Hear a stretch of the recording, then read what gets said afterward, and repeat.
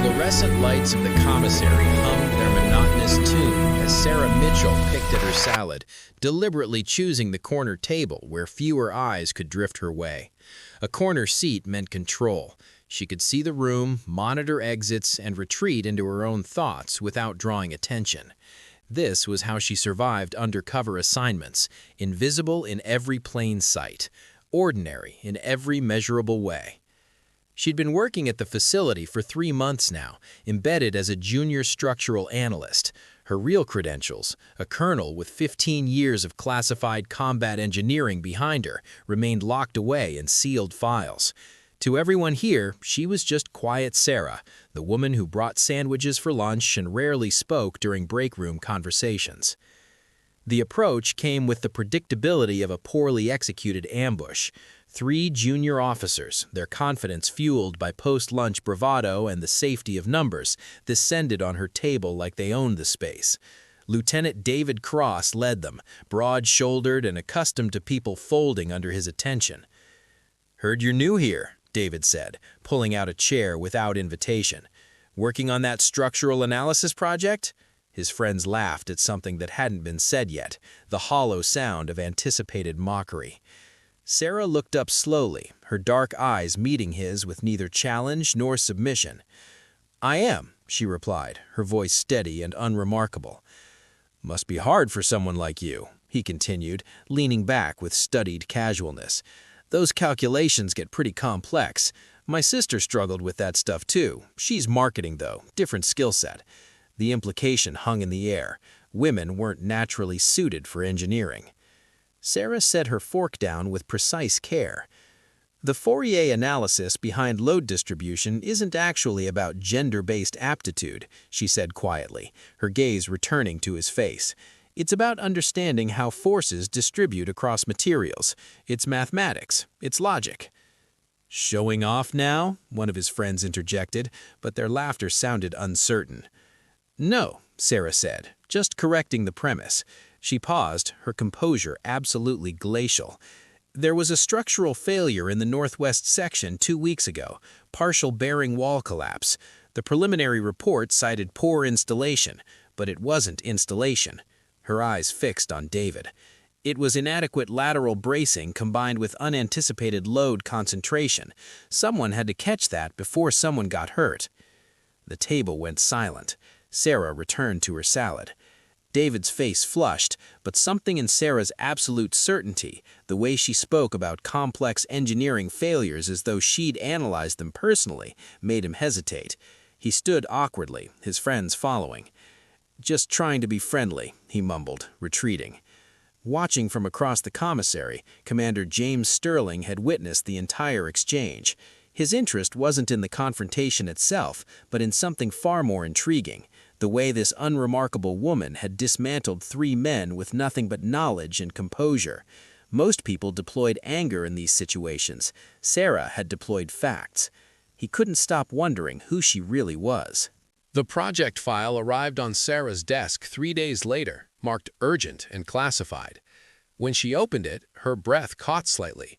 Structural analysis for a new underground facility. The kind of work that required clearance levels she'd been pretending not to have.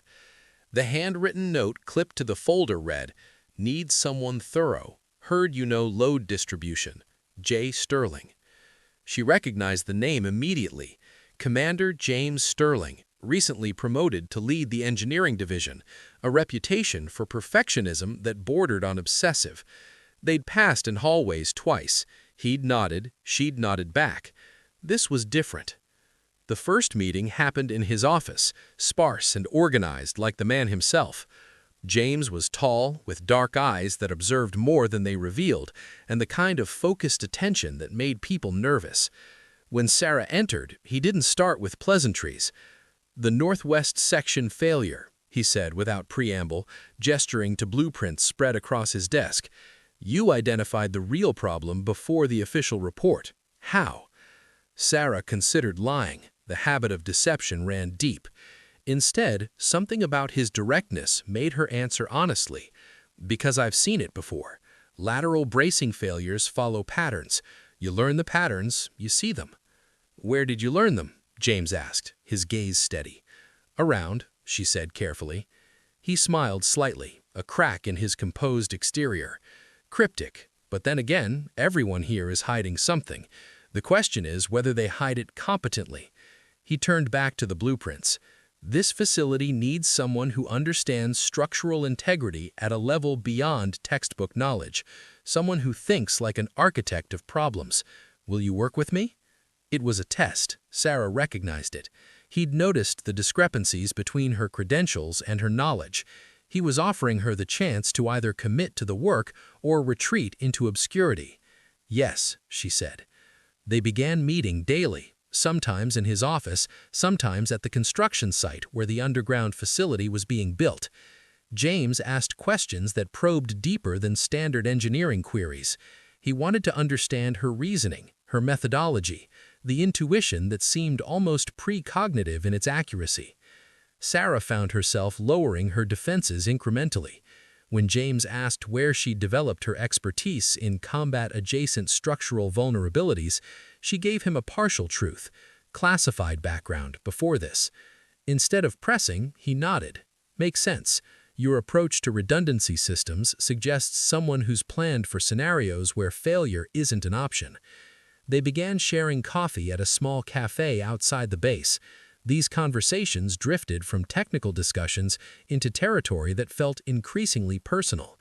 James talked about the weight of responsibility, the isolation of leadership, the particular loneliness of knowing things you couldn't share.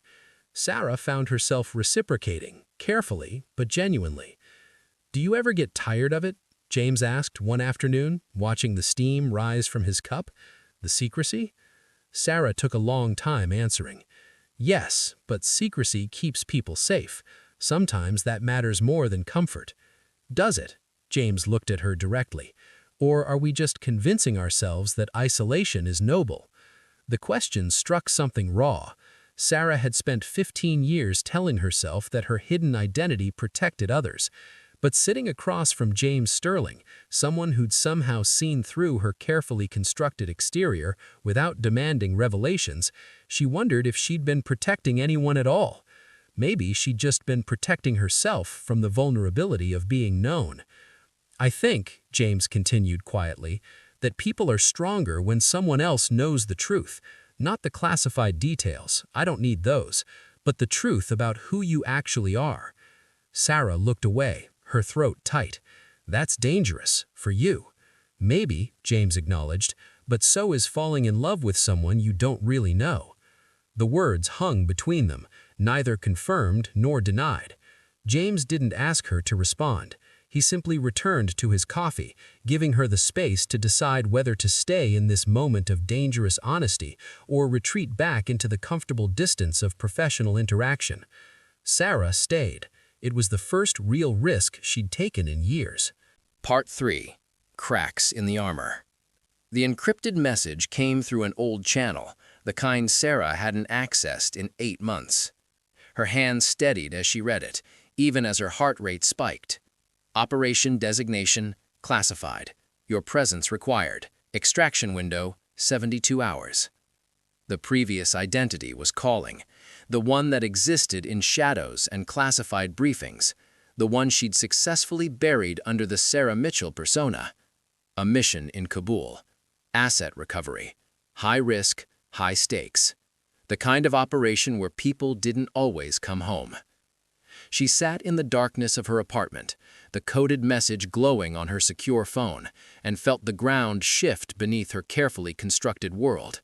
Everything she'd built with James, the conversations, the vulnerability, the possibility of something real, existed in a facility with security protocols that would unravel if she suddenly vanished for a classified mission.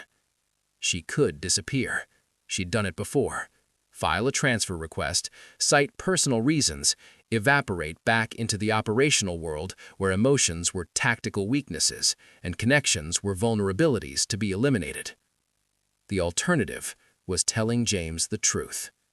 She made the decision at 3 in the morning, then second-guessed it for the remaining hours until dawn. By the time she requested an urgent meeting with James, her composure was cracking at the edges. visible only to someone paying close attention.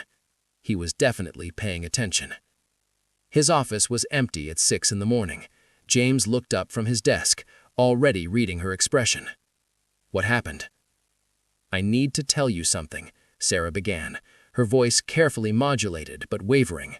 "And then you need to decide whether you want to hear it." James stood, moving to close the office door. "Tell me." She did. Not everything. Operational specifics remained locked behind clearance levels, but the essential truth. She was an active duty colonel with combat engineering background, currently assigned undercover, and her previous command had just activated a recall for a classified mission in Afghanistan. James listened without interruption, his face unreadable. When she finished, the silence stretched between them like a chasm. "You're leaving," he said finally. "I have to. It's not optional. It's military obligation." "For how long?" "I don't know," Sarah admitted. "Could be weeks. Could be longer. Could be—" She didn't finish the sentence. James turned away, moving to the window that overlooked the base. 72 hours? He pressed his forehead against the glass. "So you came to warn me, to give me the chance to step back before I'm in too deep." His voice was bitter. "That's considerate." "James!" "No, I understand the logic," James continued, turning back to face her. "Keeping me safe by distance, maintaining operational security. Except that's not what this is it? This is you protecting yourself by making the choice to leave before I could leave you first." The accusation struck true. Sarah felt her defenses activating, the trained response to reject emotional manipulation. Except James wasn't manipulating. He was seeing through to the core of her fear. "What do you want from me?" Sarah asked, her voice barely controlled. "I want you to stop running from this," James said, stepping closer. "Stop treating our relationship like a classified operation with an expiration date. I want you to tell me the truth. Is this real for you? Because it's real for me." Sarah's hands trembled. She hadn't allowed herself to fully admit what she felt, the way his presence had become essential, how the thought of leaving made her chest constrict with something that felt dangerously close to despair. "Yes," Sarah whispered. "It's real, which is why you should want me to leave and never come back. My world has casualties." "Everyone's world has casualties. The difference is whether you face them with someone or alone." He reached for her hand. "Go on your mission, but come back to me, Sarah. Promise me that." Sarah looked at their joined hands, at this man who'd somehow managed to dismantle her carefully constructed walls with nothing but honesty and patience. She wanted to promise. She wanted to believe she could have both, the dangerous world she was born into and this quiet connection with someone who saw her completely. "I can't promise survival," Sarah said. "I'm not asking you to," James replied. "Just promise you'll come back if you can." Sarah squeezed his hand, knowing it was the closest to a commitment she could offer. In 72 hours, she would step back into the classified world where people like her belonged, but for the first time, she'd be stepping into it with someone waiting on the other side, holding a thread that connected her to something beyond duty and obligation. It was terrifying. It was everything. The mission lasted 23 days. Sarah couldn't tell James how many, because the 72-hour window had shifted 3 times, each extension classified and urgent. She existed in a world of dust and danger, leading a team through mountain terrain where one miscalculation meant casualties. Her hands moved with precision, her mind operated with perfect clarity, and every night she thought about James Sterling, waiting at a facility thousands of miles away. She returned to base on a Thursday morning, exhausted in the bone-deep way that no amount of sleep could fix. There were debriefs, medical checks, and mandatory psychological evaluations. She moved through them mechanically, her only thought the overwhelming need to find James and confirm he was still there, that he hadn't decided during her absence that loving someone with her complications wasn't worth the risk. She found him in his office at 8 in the evening. He was working, of course. James never truly left work behind. When she appeared in his doorway, something in his face shifted, a controlled release of tension she suspected he'd been holding for nearly 4 weeks.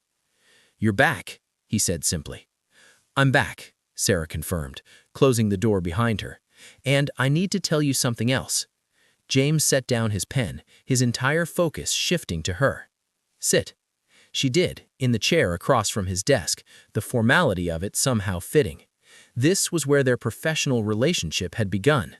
This was where everything would either solidify or shatter. "During the mission," Sarah began, "we encountered a situation. There was an asset, a local contact, who'd been compromised. The intelligence suggested he was working for 3 different organizations simultaneously, playing them against each other for survival." She paused, the memory of the choice she'd made playing across her mind. The operational protocol was extraction and interrogation, standard procedure. Waited. He understood that she was building towards something difficult. "But he had a family," Sarah continued. 2 children, a wife. If we extracted him, they'd become targets for retaliation. If we left him, he'd be killed within 48 hours. She looked at James directly. "I made a choice outside my mandate. I helped him disappear, fabricated evidence that he was killed in crossfire, gave his family the resources to relocate safely." James's expression remained carefully neutral, but his eyes sharpened. "That's a violation," he said quietly, "of protocol, possibly of military code." "Yes," Sarah acknowledged, "and it's going to come out. The team knows what I did. Someone will report it, because in this world, loyalty to protocol matters more than loyalty to people.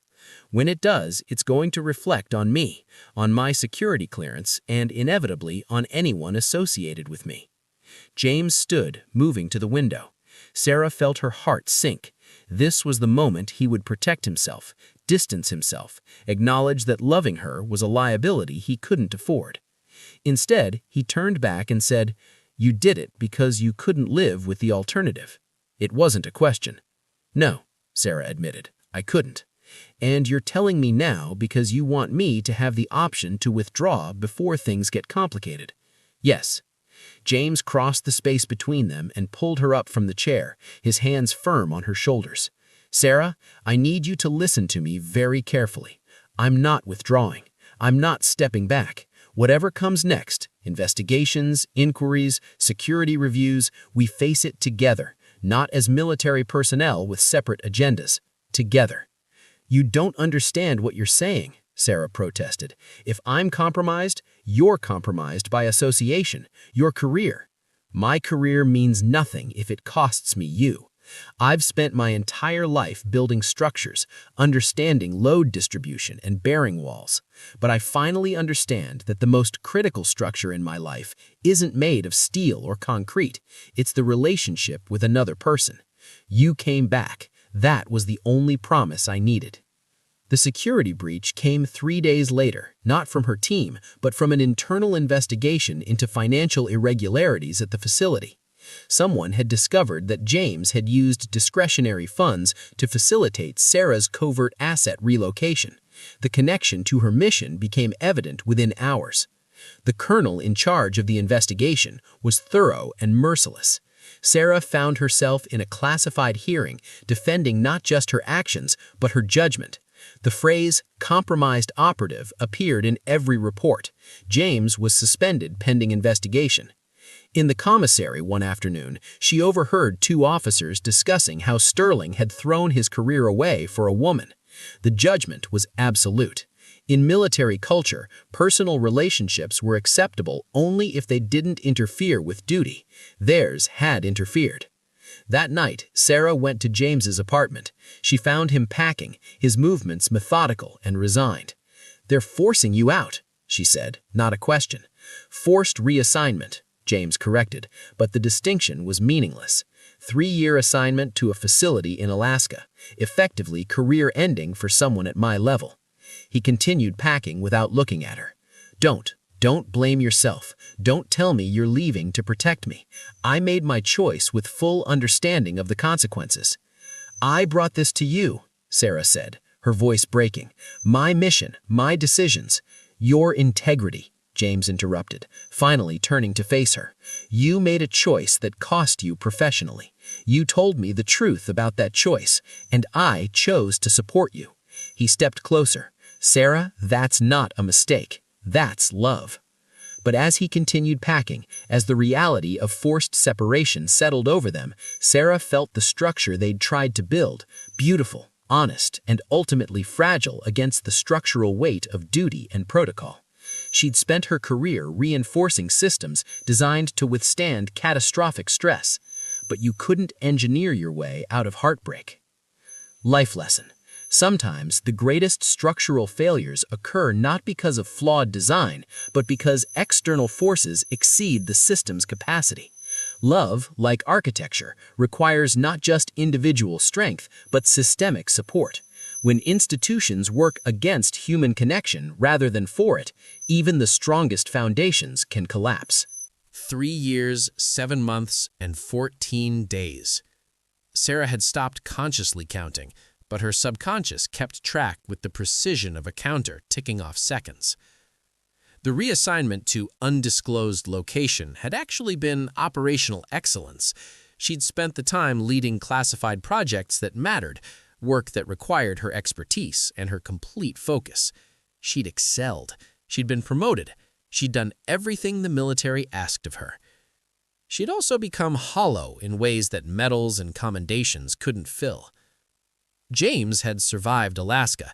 His emails during those years had been sparse. Operational security required caution, and both their assignments restricted communication. But occasionally a message would arrive. Thinking of structural integrity today. Wish you were here to verify my calculations. Once, received a proposal for a civilian engineering position. Going to take it. Life's too short for forced reassignments. He left the military.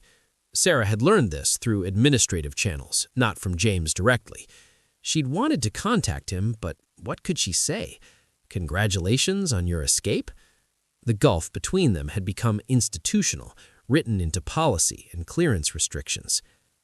Everything changed the day her commanding officer called her in for a meeting she wasn't expecting. Colonel Mitchell, the general began, and Sarah immediately understood this was not operational. Your security clearance is being reviewed for potential downgrade, not as punishment, he continued, noting her posture shift, but as opportunity. You've been classified for 19 years. The department has a civilian engineering division that needs someone with your expertise. Full benefits, competitive salary, and most importantly, unrestricted personal life. Sarah's first instinct was refusal. Military service was identity. Stepping away meant becoming someone entirely new. Take 2 weeks to think about it, the general said. She used those 2 weeks to do something she hadn't done in years. She researched James Sterling. He'd founded his own consulting firm, specialized in sustainable infrastructure and structural resilience. His office was in Denver.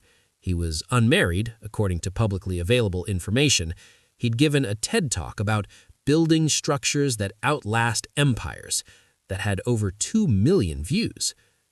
When she watched the TED Talk, she recognized the philosophy behind his words. He was talking about them, about the relationship they'd built, and the way institutions had attempted to dismantle it. The strongest structures, he said on the stage, aren't engineered to resist change. They're designed to adapt to it, to flex under pressure without losing integrity. We should build our lives the same way. She accepted the civilian position that afternoon.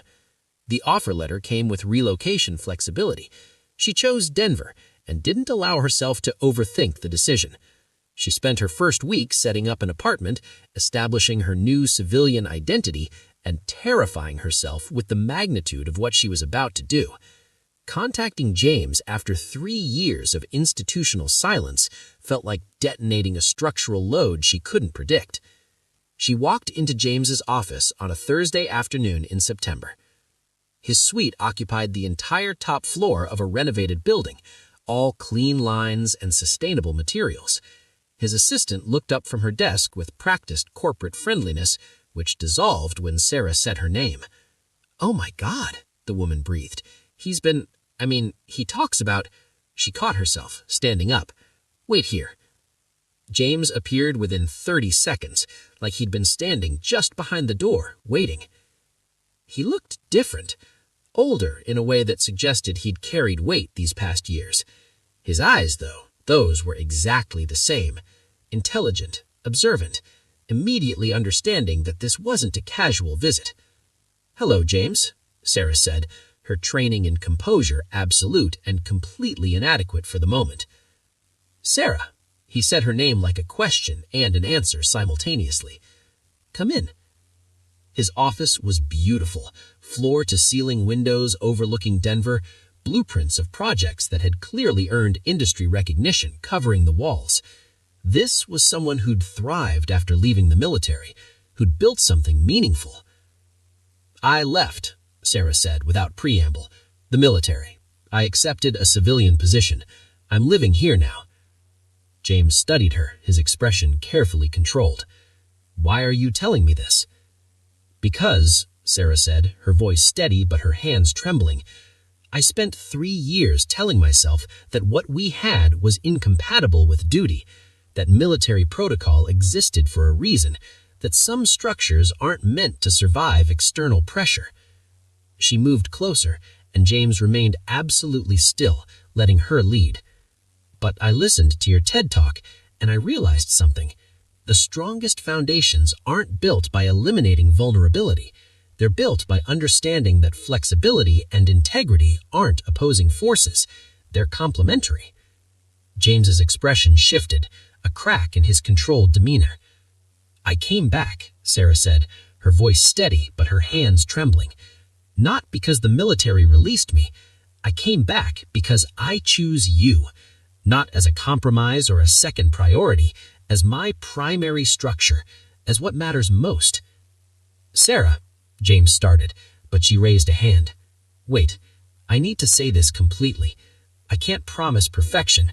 I'll probably still default to compartmentalizing during crises. I might struggle with civilian rhythms, but I'm promising to build this with you, honestly, with both of us visible and known." James crossed the remaining distance and pulled her into an embrace that felt like the settling of 2 structures finally achieving equilibrium. "I kept your number," he said into her hair. "Never changed it, never deleted it. 3 years of military discipline, and the one thing I wouldn't do was remove the possibility of you contacting me." They stood in the center of his office, 2 people who'd been separated by institutional forces finally standing in the same space, making choices that weren't mandated or strategic, just honest.